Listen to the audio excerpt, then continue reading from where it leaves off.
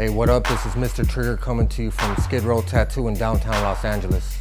I'm going to be bringing you on tattoo stories from some of the sickest artists in the game, brought to you from Sanction TV and Maker Studio. Each week, we're going to show you these artists' best ink on celebrity clientele, all the way to homies in the hood.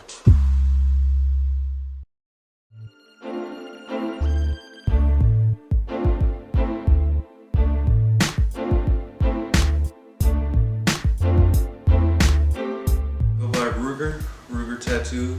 I was born and raised Los Angeles, Glendale, California. I got into tattooing from graffiti. I used to write graffiti, that's where the name came from. All my friends had tattoos. My brother had a lot of tattoos. My older brother passed away. He was the one that encouraged me to get into it, you know. He was like, yeah, practice on me and I can get free work, you know. Alex Garcia, he was at Needle Pushers at the time. He pretty much, gave me like a crash course, It was just like, here's your machine, tube, needle, this is how it runs, this is how it works, I didn't do an apprenticeship. I didn't really have any mentors, just pretty much, trial and error, self-taught. I knew I wanted to get into like portrait style work, from the beginning and stuff. For me, I was drawing as a little kid, nothing crazy, just trying to draw, create comics or whatever. And then getting into the graffiti really, it really made me focus on composition and, line weight, all that type of stuff. With the graffiti, I was really more into like bombing and stuff, not too many pieces, legal stuff, but it definitely gave me that drive and, work ethic, that you gotta put in the time and practice if, you wanna get your skills up. It doesn't just come overnight, Yeah, cartoon definitely, when I first started tattooing, I was always looking at his work. He's definitely super creative. The writing and lettering, clowns, all that stuff. Just bringing his own style to it. Not just being another tattoo artist, but being an artist in his own right.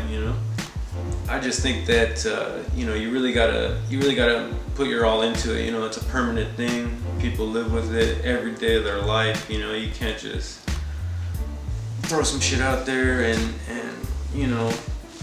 fuck it, fuck them, who cares, but it's not like that, you really gotta focus and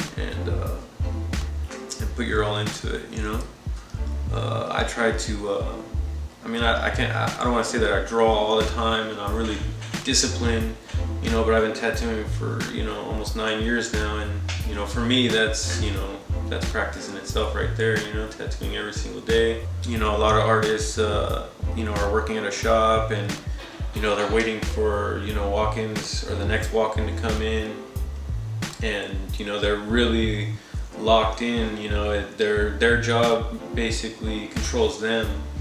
Whereas, when you become a specialty artist and, people want to come to you for certain things, you can dictate, the time and days and whatever you want to do, and I'm definitely fortunate to be in that position, to be able to say, what works best for me. And most of my clients, they want me to be comfortable, they want me to be in my element. And for me, I guess I would say, I specialize in portraits. A lot of people come to me for portraits. That it's like my bread and butter right there. I try to just shoot for more like realistic looking things. As opposed to having things look more illustrated. You know what I mean?